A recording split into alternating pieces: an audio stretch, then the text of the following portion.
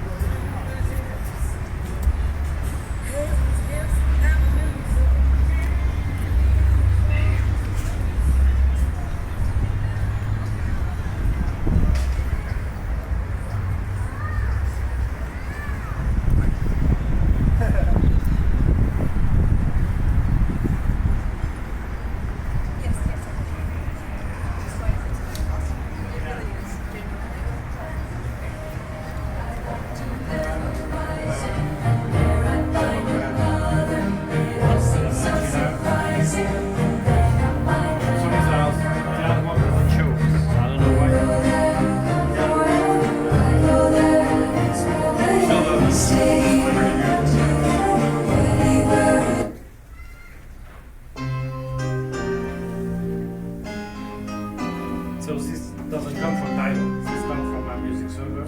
So it's a traditional CD. We have real, so it's a perfect trim. Can you turn it up some? Yeah. And it's okay.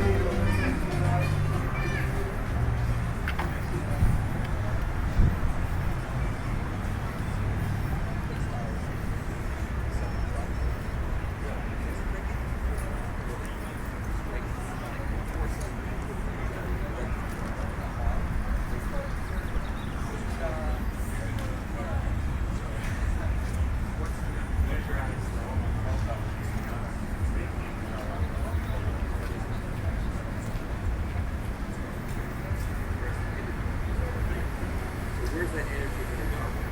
It's not going to go, it can't go straight back. That's not what the good is. So there's a vector force, right?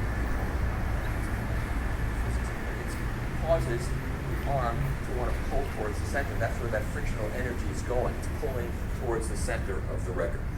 If you don't compensate for it, the stylus is going to ride on the inner groove the whole way across, which you don't want. You want to compensate for it so the stylus stays centered in the groove. The problem is the amount of friction will change depending upon how heavily modulated the groove is, the vinyl formulation, where across the surface of the record you measure it, the stylus profile, is it a spherical stylus or a line contact or a shibata or whatever, so it's always going to be different.